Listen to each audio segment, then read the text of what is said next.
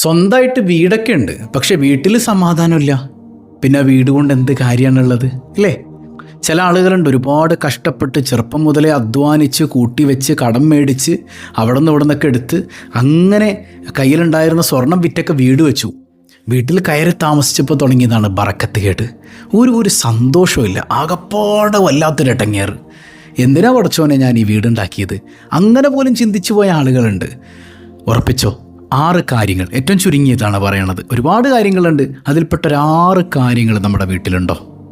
മലക്കുകൾ ശപിക്കും, മലക്കുകളുടെ സാന്നിധ്യം ഉണ്ടാവില്ല, മലക്കുകളുടെ പ്രാർത്ഥന ഉണ്ടാവില്ല, അള്ളാഹുവിൻ്റെ തിരുനോട്ടം ഉണ്ടാവില്ല. സൂക്ഷിക്കണ്ടേ? പിന്നെ ആ വീട്ടിൽ നമ്മൾ താമസിക്കണം എന്തിനാ? അപ്പം അങ്ങനെയുള്ള സംഗതി ഉണ്ടെങ്കിൽ മാറ്റിവെക്കണം. 1000 രൂപ സമ്മാനമായി ലഭിക്കുന്ന ചോദ്യം വീഡിയോയിലുണ്ട്, മുഴുവനായി കാണുക, ഉത്തരം കമൻറ്റ് ചെയ്യുക, നാമുമായി ബന്ധപ്പെട്ട എല്ലാവർക്കും എത്തിച്ചു കൊടുക്കുക. അള്ളാഹു ഖൈറും ബറക്കത്തും നൽകി അനുഗ്രഹിക്കുമാറാകട്ടെ. അസ്സലാമു അലൈക്കും വറഹ്മത്തുള്ളാഹി വബറകാതുഹു. എന്തൊക്കെയുണ്ട് എല്ലാവരുടെയും വിശേഷം? സന്തോഷമല്ലേ? എവിടെ പുഞ്ചിരിച്ചു കൊണ്ടൊരു ഹംദ് പറഞ്ഞ് അൽഹംദുലില്ലാഹി റബ്ബിൽ ആലമീൻ. മാഷാ അല്ലാഹ്, ഈ ഒരു ഹംദിൻ്റെ ബറക്കത്ത് കൊണ്ട് ഹൃദ്യമായൊരു പ്രഭാതവും അതിമനോഹരമായൊരു ദിവസവും സമ്മാനമായി തന്ന് കരുണക്കടലായ നാഥൻ നമ്മെ അനുഗ്രഹിക്കുമാറാകട്ടെ. എല്ലാവരും ഹാപ്പിയല്ലേ? ഹാപ്പി ആയിരിക്കണം കേട്ടോ. ഉസ്താദ് പറഞ്ഞ ഈ വിഷയം ശരിയാണ്. ഞങ്ങളുടെ വീട്ടിലൊരു സമാധാനമില്ല. അതിൻ്റെ കാരണം പറഞ്ഞു തരാമോ എന്നാണ്. ശരിക്കും ഈ വീടിന് അറബിയിൽ പറയണത് മസ്കൻ എന്നാണ് അല്ലേ? മസ്കൻ എന്ന് പറഞ്ഞാൽ സുക്കൂനുള്ള സ്ഥലം എന്നാണ്. സുക്കൂൻ എന്ന് പറഞ്ഞാൽ സമാധാനം. നമ്മളൊക്കെ വീട് പണിയാൻ എന്തിനാ? സ്വസ്ഥതയോടെ സമാധാനത്തോടെ ഒന്ന് കയറി കിടന്നുറങ്ങാനാണ് അല്ലേ? വീടൊക്കെ പണിതു സമാധാനം ഇല്ലാതെ കിടന്നിട്ട് വല്ല കാര്യമുണ്ടോ? ഉണ്ടോ? നിങ്ങൾ പറയും. അതുകൊണ്ട് വല്ലതും കിട്ടാനുണ്ടോ? അപ്പം അതിൽപ്പെട്ട ചില കാര്യങ്ങൾ ഞാൻ പറഞ്ഞുതരാം. ഇപ്പോൾ നിങ്ങൾ ഈ വീഡിയോ ഉണ്ടോക്കെ നിങ്ങൾ കണ്ടോന്ന് അറിയാൻ പാടില്ല. ഒരു വീടിൻ്റെ പെര താമസമാണെന്നാണ് എനിക്ക് തോന്നുന്നത്. നിങ്ങൾ നോക്കിയേ.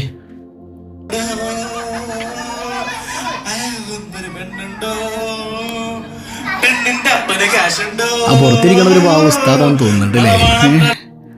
അതായത് കല്യാണം നമ്മൾ കൊളാക്കി, അതുപോലെ വീട് താമസവും നമ്മൾ നശിപ്പിച്ചു. ഈ ജാതി പേക്കൂത്തുകൾ കൊണ്ട് വീട് താമസം തുടങ്ങിക്കഴിഞ്ഞാൽ ആ വീട്ടിൽ പിന്നെ എന്ത് സമാധാനം കിട്ടാനാണ്? ഞാൻ വിഷയം അതല്ല, വിഷയത്തിലേക്ക് ഞാൻ വരാം.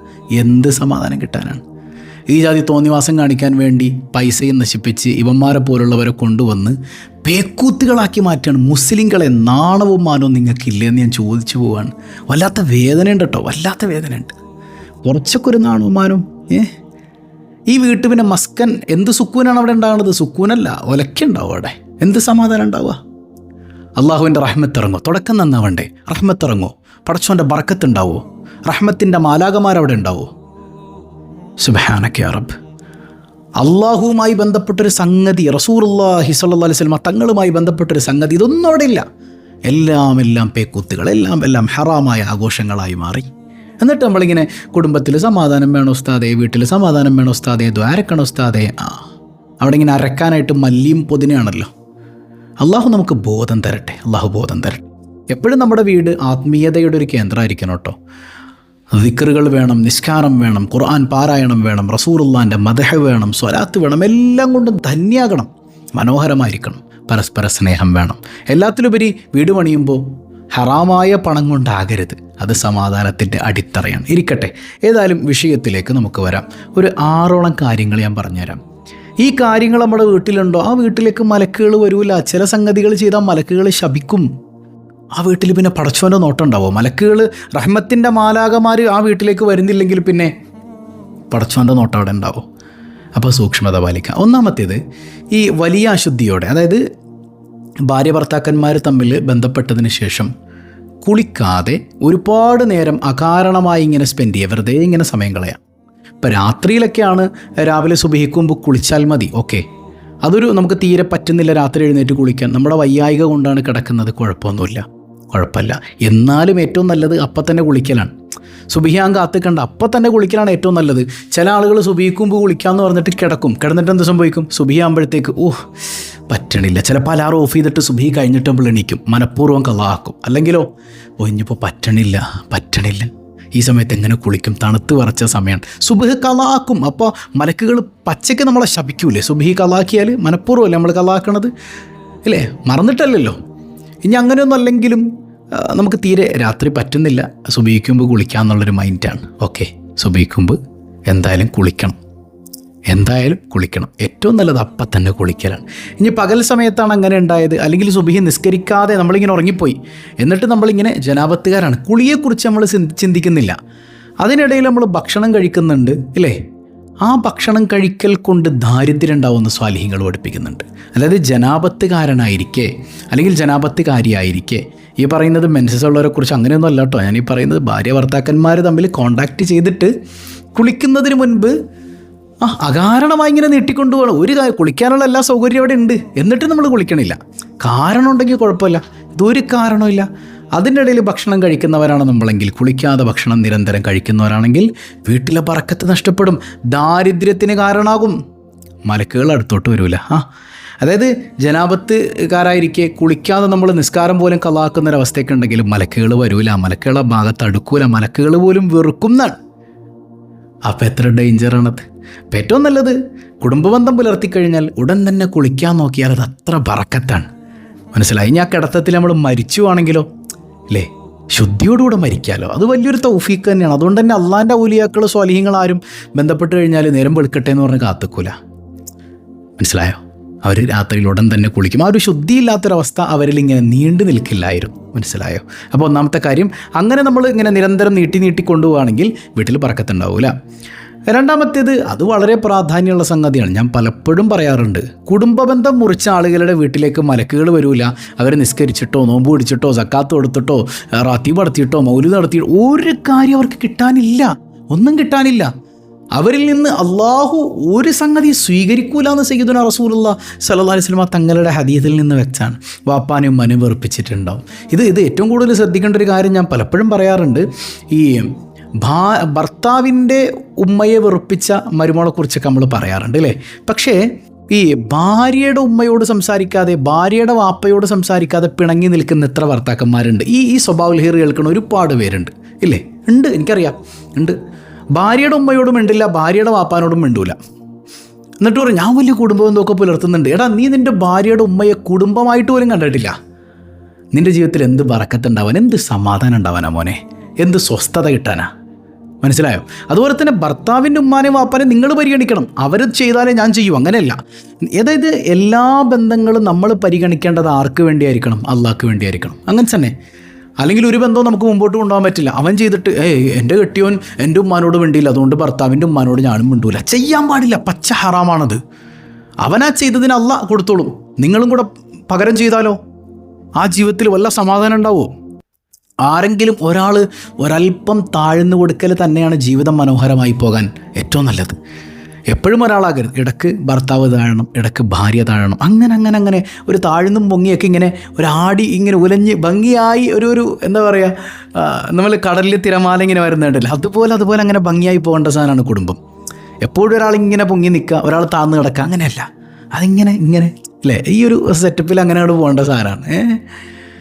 ഇപ്പോൾ ബന്ധം പുലർത്തൽ വളരെ വളരെ അത്യാവശ്യമാണ്. കുടുംബക്കാരൊക്കെ വെറുപ്പിച്ചിട്ടിട്ട്, അതായത് ഞാൻ പറഞ്ഞ ഭാര്യയുടെ ഉമ്മ നിൻ്റെ സ്വന്തം ഉമ്മയാണെന്ന് സയ്യിദുനാ റസൂലുള്ളാഹി സ്വല്ലല്ലാഹു അലൈഹി വസല്ലം. അതുപോലെ നമ്മുടെ മൂത്താപ്പ, കൊച്ചാപ്പ തുടങ്ങിയ ബന്ധം മുറിച്ച് കളഞ്ഞ ആളുകളൊക്കെ ഉണ്ടെങ്കിൽ നിങ്ങൾ എന്ത് നന്മ ചെയ്താലും, എത്ര വലിയ പരിപാടി വീട്ടിൽ നടത്തിയാലും, സ്വാലിഹീങ്ങളൊക്കെ വിളിച്ചുകൊണ്ട് ധാരപ്പിച്ചാലും, നിങ്ങളുടെ കുടുംബത്തിൽ നിന്ന്, നിങ്ങളുടെ വീട്ടിൽ നിങ്ങൾക്ക് സമാധാനം കിട്ടൂലേ, മലക്കുകൾ ആ ഭാഗത്തടുക്കൂലേ, നിങ്ങളുടെ പ്രാർത്ഥന സ്വീകരിക്കൂലേ, കുപ്പത്തൊട്ടിയിലേക്ക് വലിച്ചെറിയുന്നതാണത് എന്നാണ്. അപ്പോൾ നമ്മളെല്ലാ ബന്ധവും ചേർക്കേണ്ടത് അള്ളാഹ്ക്ക് വേണ്ടിയാണ്. ഇത് അള്ളാഹിൻ്റെ സൃഷ്ടി. ഞാൻ ഈ സൃഷ്ടിയെ ബഹുമാനിച്ചാൽ അള്ളാഹ് എന്നെ സ്നേഹിക്കും. അത് മതി നമുക്ക്. അവരെന്തും പറഞ്ഞോളൂ, നമ്മൾ ഡസൻ മാറ്റർ, നമ്മുടെ വിഷയമല്ല. അവരെന്നെ ചീത്ത പറഞ്ഞാലും തെറി വിളിച്ചാലും എനിക്കൊരു കുഴപ്പമില്ല. ഞാൻ അവരോട് ബന്ധം പുലർത്തുന്നത് എൻ്റെ റബ്ബായ അള്ളാഹ്ക്ക് വേണ്ടിയാണ്. അത്രയേ ഉള്ളൂ. മൂന്നാമത്തേത്, ദാറുൻ ഫിഹ ശാരിബുൽ ഖംർ. ഒരു വീട്, ആ വീട്ടിൽ കള്ളു കുടിക്കുന്ന ആളുകളുണ്ടെങ്കിൽ ആ വീട്ടിലേക്ക് മലക്കുകൾ വരില്ല, ആ വീട്ടിൽ ബർക്കത്തുണ്ടാവില്ല. അത് പിശാചിൻ്റെ കേന്ദ്രമായി മാറും. ചിലപ്പോൾ കള്ളു കുടിക്കുന്ന ഭർത്താക്കന്മാരുണ്ടാവും, ചിലപ്പോൾ കള്ളു കുടിക്കുന്ന അല്ലെങ്കിൽ ലഹരി ഉപയോഗിക്കുന്ന, ഇന്നിപ്പോൾ MDMA മറ്റ് മയക്കുമരുന്നൊക്കെ കുട്ടികളുടെ കയ്യിൽ പോലും സുലഭമാകുന്ന കാലം, കഞ്ചാവിനടിമയാകുന്ന കുട്ടികൾ. നമ്മുടെ മക്കൾക്ക് ദീൻ കൊടുക്കാനായിട്ട് എത്ര പേർക്ക് സമയമുണ്ട് അതായത് ആദ്യത്തെ 7 വയസ്സ് കുട്ടികളോടൊപ്പം കളിക്കാനുള്ളതാണ്. 7 മുതൽ 14 വയസ്സ്. നിങ്ങളുടെ കുട്ടികൾ നന്നാകണം എന്ന് ആഗ്രഹിക്കുന്നുണ്ടോ? 7 മുതൽ 14 വയസ്സ് വരെ ശരിക്കും പിടിച്ചോളണം. അവർക്ക് അദ്ദിബുഹും സബഅ, 7 വയസ്സ്, ആ 7 മുതൽ 14 വരെയുള്ള സമയം അദബ് പഠിപ്പിക്കാനുള്ളതാണ്, മര്യാദ പഠിപ്പിക്കാനുള്ളതാണ്. അത് സ്നേഹത്തോടെ ചേർത്ത് പിടിച്ച് നന്മയുടെ വാബുകൾ അവർക്ക് പഠിപ്പിച്ചു കൊടുക്കണം. ദീൻ പകർന്നു കൊടുക്കാൻ, ഹിഫ്ള് പഠിപ്പിക്കാൻ, ഇൽമു പഠിപ്പിക്കാൻ ഏറ്റവും നല്ല സമയമാണ് 7 മുതൽ 14 വയസ്സ്. നിങ്ങൾ ചിന്തിച്ച് നോക്കി, ഇപ്പോൾ മദ്രസയിലൊക്കെ തന്നെ ഒരു 10 വയസ്സാകുമ്പോഴത്തേക്കും പല പെൺകുട്ടികളുടെയും മദ്രസ നമ്മൾ നിർത്തിക്കളയാണ്, അല്ലെങ്കിൽ ഒരു 12 വയസ്സാകുമ്പോൾ, നേറിപ്പോയൊരു 14 വയസ്സ്. അതിനോടുകൂടെ ദീനങ്ങ് നിർത്തിക്കളഞ്ഞു. ആ സമയത്ത് കിട്ടിയ ഇൽമ് ജീവിതത്തിൽ അന്വർത്ഥമാക്കി കൊണ്ടുപോകാൻ പോലുള്ളൊരവസരം നമ്മുടെ മക്കൾക്ക് നമ്മൾ കൊടുക്കണില്ല. എല്ലാം കഴിഞ്ഞ് പൊട്ടിക്കരഞ്ഞിട്ട് എന്താ കാര്യം? അപ്പോൾ 7 to 14 വയസ്സ് വളരെ ശ്രദ്ധിക്കേണ്ട സമയമാണ്. കുട്ടികൾക്ക് നല്ലത് പഠിപ്പിച്ചു കൊടുക്കേണ്ട സമയമാണ്. ആ സമയത്ത് കുഞ്ഞുങ്ങളെ നിസ്കരിപ്പിക്കാൻ പഠിപ്പിക്കണം, കുഞ്ഞുങ്ങൾക്ക് ദീൻ പകർന്നു കൊടുക്കണം, അദബ് എന്താണെന്ന് പഠിപ്പിച്ചു കൊടുക്കണം, മര്യാദകൾ പഠിപ്പിച്ചു കൊടുക്കണം, സ്വാലിഹീങ്ങളുമായുള്ള ബന്ധം പഠിപ്പിച്ചു കൊടുക്കണം, അള്ളാഹുവുമായി, റസൂലുള്ളാഹിയുമായി, ഔലിയാക്കളുമായുള്ള പ്രണയബന്ധം പഠിപ്പിച്ചു കൊടുക്കണം. അങ്ങനെയൊക്കെ കുട്ടികളെ ആ ഒരു 7 കാലഘട്ടം ഒന്ന് മനോഹരമായി പിടിച്ചാൽ നമ്മുടെ കുട്ടികൾ വഴികേടായി പോകുന്നതിൽ നിന്ന് നമുക്ക് സംരക്ഷിക്കാൻ പറ്റും. ഇല്ലെങ്കിൽ കുഞ്ഞുങ്ങളൊക്കെ പിടുത്തം വിട്ടുപോകും. മനസ്സിലായോ? കോളേജുകളിലേക്കൊക്കെ പോയി കഴിയുമ്പോൾ കുട്ടികൾക്ക് പിന്നെ നമ്മുടെ ശല്യമില്ല, നമ്മുടെ നോട്ടമൊന്നും അവർക്കില്ലല്ലോ. അതുകൊണ്ട് തന്നെ സേഫായിട്ട് എല്ലാ തോന്നിയാസത്തിൽ ഇടപെടാം. ഹോസ്റ്റലുകളിലൊക്കെ നിന്ന് ഒരു കോളേജ് അധ്യാപകൻ എന്ന നിലക്ക് തന്നെ എനിക്ക് പറയാൻ പറ്റും, ഹോസ്റ്റലുകളിലൊക്കെ ഉള്ള അവസ്ഥ എന്താ, എത്ര ഡേഞ്ചറാണ് നമ്മുടെ കുട്ടികൾ പെട്ടുപോകുന്നൊരവസ്ഥ. അപ്പോൾ അതുകൊണ്ട് തന്നെ വളരെ വളരെ സൂക്ഷ്മതയോടുകൂടെ വേണം ഈ കാര്യം കൈകാര്യം ചെയ്യാനായിട്ട്. കുഞ്ഞുങ്ങളുടെ വിഷയം അവരുടെ കയ്യിലെല്ലാം സുലഭമായി കിട്ടുന്ന, നാക്കിലൊട്ടിച്ച് വെക്കുന്ന സംഭവം പോലും എളുപ്പത്തിൽ കിട്ടും. ഇരിക്കട്ടെ. അപ്പം അങ്ങനെയുള്ള കുട്ടികളോ, അങ്ങനെയുള്ള ഭർത്താവോ, അങ്ങനെയുള്ള ഭാര്യ എന്ന് പറയാൻ കാരണം ഇന്ന് വെള്ളം അടിക്കുന്ന പെണ്ണുങ്ങൾ വരെ ഉണ്ട്, താത്താമാരിൽ വരെ ഉണ്ട്, എനിക്കറിയാം. അപ്പം അങ്ങനെയുള്ള വീട്ടിൽ എന്ത് നന്മ ചെയ്താലും അവിടെ മലക്കുകൾ അടുക്കൂല, ബറക്കത്തുണ്ടാവൂല. ചിലപ്പോൾ ഏതെങ്കിലും ഒരു പാവം മനുഷ്യൻ അവിടെ നന്മ ചെയ്യുന്നുണ്ടാവും. ഇത്രയും പേക്കൂത്തുകൾ അവിടെ നടക്കുമ്പോൾ ആ വീട്ടിലേക്ക് മലക്കുകൾ വരൂല. അയാൾ പിന്നെ മരിച്ചു കഴിഞ്ഞാൽ രക്ഷപ്പെടും, അത്രയേ ഉള്ളൂ. അതുവരെ കിടന്നിങ്ങനെ നീറും. എത്ര ആളുകളുണ്ട് ഭർത്താവ് കള്ളു കുടിച്ചതിൻ്റെ പേരിൽ ഇതിൻ്റെ അകത്ത് കിടന്ന് നരകിച്ചിട്ട് സ്വഭാവലേറിൽ ഒന്ന് ദ്വാരക്കണേ എന്ന് പറയുന്നത് എത്ര മനുഷ്യന്മാരാണ്. നിങ്ങൾ ചിന്തിച്ചു നോക്കി, ഈ കള്ളുകുടിയന്മാരുടെ കൂടെ ജീവിതം എന്തൊരു പ്രയാസമാണ്. അവരെ വെറുത്ത് നമ്മൾ തള്ളിക്കളയണം, നമുക്ക് അവരെ മാറ്റിയെടുക്കാനുള്ള വഴികൾ നോക്കണം. ഒരു ഗത്യന്തരം ഇല്ലെങ്കിൽ മാറി നിന്ന് വേറെ ജീവിച്ചോളണം. കാലാകാലം ഇങ്ങനെ കിടന്ന് നരകിക്കാനൊന്നും ഇസ്ലാം പറയണില്ല. മനസ്സിലായോ? അള്ളാഹു നമുക്ക് ബോധം തരട്ടെ. ഇങ്ങനെയുള്ള കാര്യങ്ങൾ പറഞ്ഞു കൊടുക്കുമ്പോൾ ചിലർക്ക് എന്നോട് ഭയങ്കര ദേഷ്യമാണ്. ഞാൻ മുമ്പൊരു വീഡിയോ ചെയ്തിരുന്നു ഇല്ലേ, എന്താണ് ഉമ്മയെ നോക്കേണ്ടത് മക്കളാണോ മരുമകളാണോ? മരുമകളല്ല മക്കളാണെന്ന് പറഞ്ഞപ്പോഴത്തേക്കും അതിൻ്റെ ഇടയിൽ വന്ന തെറിവിളികൾ. ഉസ്താദിൻ്റെ ഭാര്യ എന്തൊക്കെയാണ് പറയണത് ഇല്ലേ? ഞാൻ പറഞ്ഞത് എന്താണെന്ന് പോലും അവർക്ക് മനസ്സിലായിട്ടില്ല. ഞാൻ പറഞ്ഞതിൻ്റെ ആകത്തുക ഇതാണ്. അതായത് ഒരു ആങ്ങളയുണ്ട് പല ആളുകൾക്കും. ആങ്ങളയുടെ ഭാര്യ വന്നാൽ ഉമ്മാനെ ഇനി ആങ്ങളുടെ ഭാര്യ നോക്കിക്കോളും, നമ്മൾ തിരിഞ്ഞു നോക്കണ്ട. അങ്ങനെ സ്വന്തം ഉമ്മയെ തിരിഞ്ഞു നോക്കാത്ത ഒരുപാട് മക്കളുണ്ട്. ഇത് ആണുങ്ങളും പെണ്ണുങ്ങളും ഒക്കെ കണക്കാണ്. ഞാനിത് പെൺകുട്ടികളോട് മാത്രം പറഞ്ഞതല്ല. ആണുങ്ങൾ ഉമ്മാനെ നോക്കിയാൽ എന്താ പ്രശ്നമുണ്ടോ? പെൺകുട്ടികൾ മാത്രമാണ് ഉമ്മാനെയും വാപ്പാനെയും നോക്കേണ്ടത്. നിങ്ങളോട് ആരാ പറഞ്ഞത്? ഇനി നിങ്ങൾക്ക് ആൺകുട്ടികൾ മാത്രമേ ഉള്ളൂ, പെൺകുട്ടികൾ ആരുമില്ല. അവൻ കല്യാണം കഴിക്കുന്നില്ല, എന്നപ്പോൾ നിങ്ങൾ നോക്കണ്ടേ? നിങ്ങൾ നോക്കണ്ടെന്നാണ് പറയണത്. പെൺകുട്ടികൾക്ക് മാത്രമാണോ നോക്കാൻ കടമയുള്ളത്? അല്ല, എല്ലാ മക്കൾക്കും തുല്യമാണ് കടമ. മനസ്സിലായോ? അത് മരുമോളുടെ കടമയല്ല. മരുമകൾ നിങ്ങളെ സ്നേഹിക്കുന്നുണ്ടെങ്കിൽ, സഹായിക്കുന്നുണ്ടെങ്കിൽ അത് അവളുടെ ഭർത്താവിനോടുള്ള സ്നേഹത്തിൻ്റെ ഭാഗം മാത്രമാണത്. മനസ്സിലായോ? നിങ്ങളെ നോക്കേണ്ട കടമാർക്കാണ്? നിങ്ങളുടെ മക്കൾക്കാണ്. അതായത് നിങ്ങളുടെ മോനും നിങ്ങളുടെ പെൺമക്കളുണ്ടെങ്കിൽ അവർക്കുമാണ്. മോനും കടമയുണ്ട്. അവൾ ചെയ്തു തരുന്നത് സേവനമാണ്, കടമയല്ല, സേവനമാണത്. അത് തിരിച്ചറിയാൻ അമ്മായിയന്മാർക്കും പറ്റണം. മനസ്സിലായോ? ഞാനിത് പറയാൻ കാരണം വേറൊന്നുമല്ല, മരുമോള് നോക്കണ്ടെന്നല്ല, മരുമോള് നോക്കണം. അത് ബാധ്യതയെന്നോണം, സ്നേഹത്തിൻ്റെ ആ ബാധ്യതയെന്നോണം നിങ്ങൾ ഏറ്റെടുക്കേണ്ട സംഗതി തന്നെയാണ്. തിരിച്ചും ഭാര്യയുടെ ഉമ്മാനെ നിങ്ങളുടെ മോനും പരിചരിക്കണം. രണ്ടും നിങ്ങളത് മനസ്സിലാക്കി കഴിഞ്ഞാൽ അള്ളാഹ് നിങ്ങൾക്ക് ബർക്കത്ത് ചെയ്യും. ഉമ്മമാരോട് ഞാൻ പറയാണ്. മനസ്സിലായോ? എന്നാൽ ഇതുണ്ടായിരിക്കെ തന്നെ അവൻ്റെ കല്യാണം കഴിഞ്ഞു, മരുമോള് നോക്കട്ടെ എന്നും പറഞ്ഞ് ബാക്കിയുള്ള മക്കൾ ഉമ്മാനെ തിരിഞ്ഞു നോക്കാതിരിക്കാൻ പാടില്ല. ഇത് പറയാനാണ് ആ വീഡിയോ ഞാൻ ഇറക്കിയത്. എന്നിട്ട് ഏത് കുതിരകളത് കേട്ടത്? എല്ലാം തലതിരിച്ചാണ് മനസ്സിലാക്കണത്. ഒക്കെ തലതിരിച്ചാണ് മനസ്സിലാക്കുക. കണ്ടില്ലേ ഉസ്താദ് മരുമോളോട് ഉമ്മാനെ നോക്കണ്ടെന്ന് പറഞ്ഞ്, എന്താ പറഞ്ഞെന്നൊരു മനസ്സിലാകണില്ല. അതുപോലെ കുറേ നൂറെ ഹബീബിൻ്റെ മുത്തുമണികൾ ഇറങ്ങിയിട്ടുണ്ട്. മുത്തുമണികളെ കൊണ്ട് ഭയങ്കര ശല്യമാണ്, ഒരു രക്ഷയില്ല. അത് തങ്ങളല്ലേ, തങ്ങളെ കുറ്റം പറയാൻ പറ്റുമോ? നിങ്ങൾ ഏഷണിയും പരദൂഷണവും പറയണില്ലേ എന്നാണ്.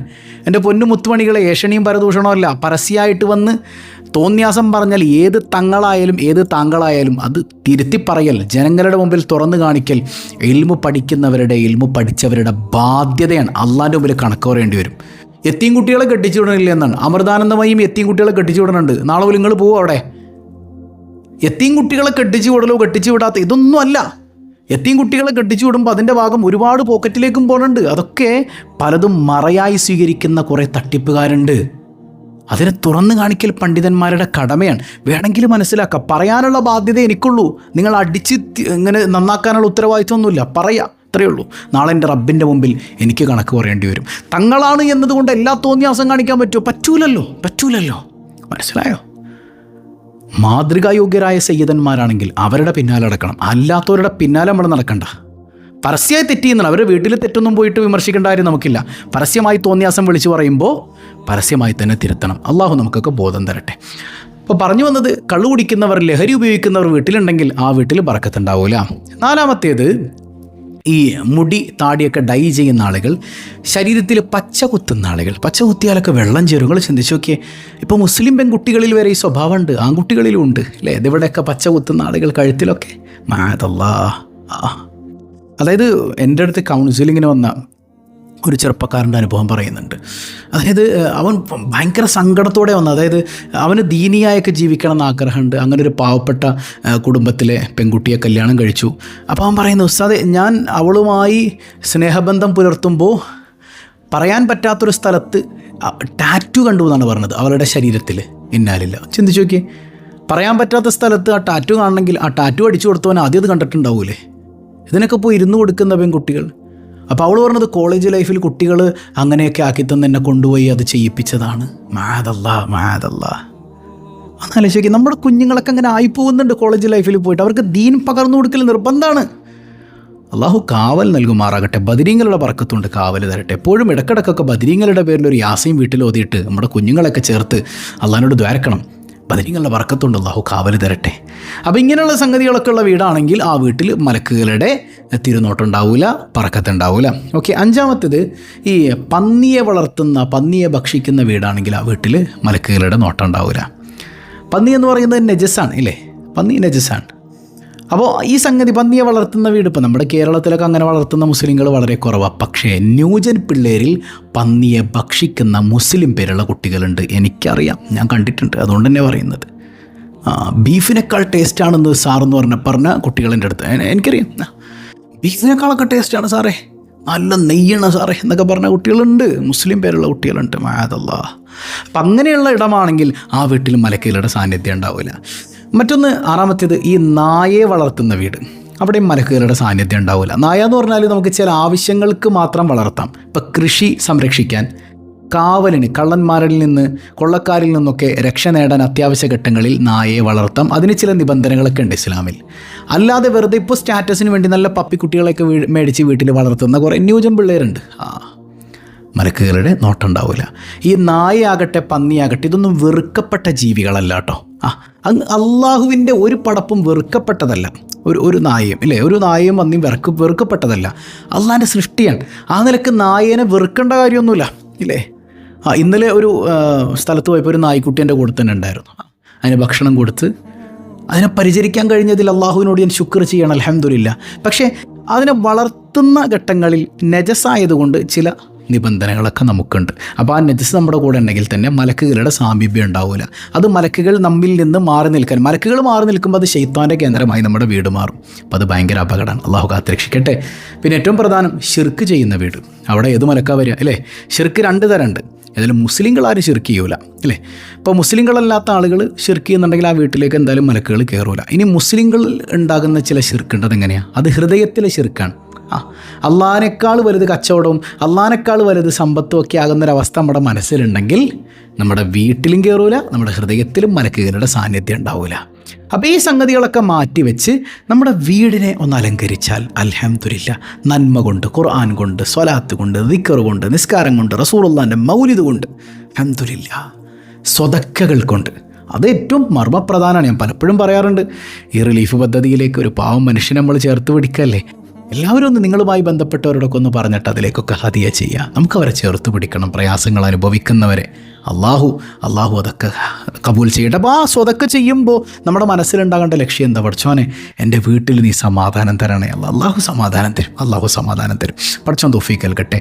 പിന്നെ ചില ആളുകൾ പറഞ്ഞു, ഉസ്താദേ സ്വന്തമായിട്ടൊരു വീടില്ല, പണി തുടങ്ങിയിട്ടുണ്ട് പക്ഷെ പൂർത്തിയാകുന്നില്ല, ഒന്ന് ദ്വാരക്കണം എന്നാണ്. അവർക്ക് വേണ്ടിയിട്ട് ഞാനൊരു ദുആ പറഞ്ഞുതരാം. നിങ്ങൾ ചിന്തിച്ച് നോക്കിയേ, ആ ഒരു ദുആ മനസ്സറിന് നിങ്ങൾ ചൊല്ലേണ്ട എപ്പോഴാണെന്നറിയോ? വുളു എടുക്കുമ്പോഴാണ്. വുളു എടുക്കുന്ന സമയത്ത് വുളുവിൻ്റെ ദിക്റുകളൊക്കെ ചൊല്ലിയിട്ട് ഇപ്പോൾ കയ്യൊക്കെ ഒന്ന് ഇങ്ങനെ കഴുകണ സമയത്താകട്ടെ, അതിൻ്റെ ഇടയിൽ 2-3 തവണ ചൊല്ലിയതാണ് അല്ലാഹുമ്മ ഗ്ഫിർലി ദംബി, പടച്ചോൻ എൻ്റെ പാപങ്ങൾ പൊറുക്കണേ.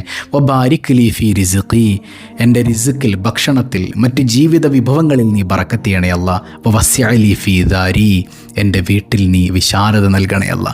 അപ്പോൾ ഉള്ള വീട്ടിൽ സമാധാനം കിട്ടാനും വീടില്ലെങ്കിൽ അവർക്ക് വീട് കിട്ടാനും ഒക്കെ ഈ ദുആ അധികരിപ്പിക്കൽ കൊണ്ട്, വുളൂഇൻ്റെ സമയത്ത് അധികരിപ്പിക്കൽ കൊണ്ട് ബറക്കത്തുണ്ടാകുമെന്ന് അള്ളാഹുവിൻ്റെ സ്വാലിഹ്യങ്ങൾ പഠിപ്പിക്കുന്നത് കാണാം.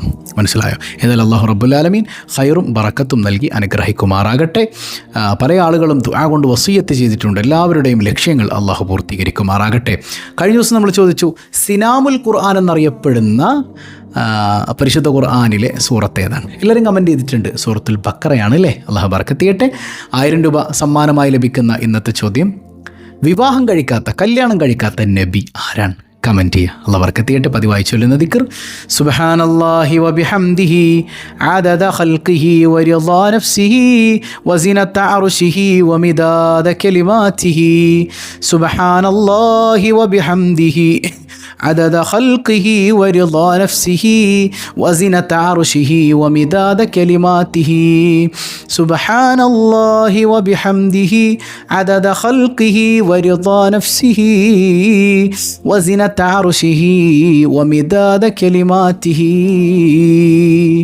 الحمد لله رب العالمين. اللهم صل على سيدنا محمد وعلى آل سيدنا محمد.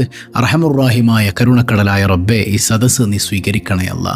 നീ ഖായിബാക്കല്ലേ അല്ലാ. നീ തടഞ്ഞാൽ ഞങ്ങൾക്ക് പോകാനൊരിടമില്ല അല്ലാ.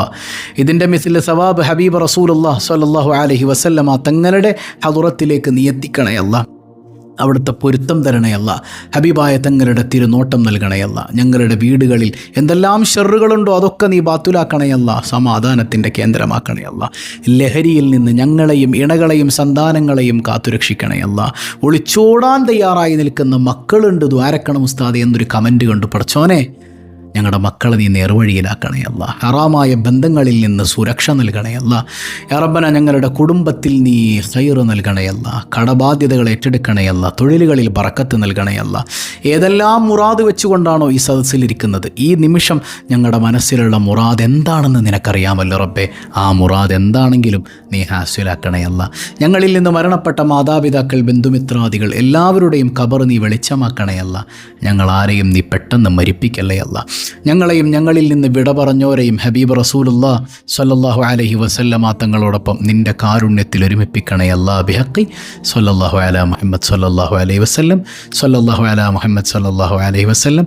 അല്ലാഹുമ്മ സ്വല്ലി അലാ മുഹമ്മദ് യാ റബ്ബി സ്വല്ലി അലൈഹി വസല്ലം. വസ്സലാമു അലൈക്കും വറഹ്മത്തുള്ളാഹി വബറകാതുഹു.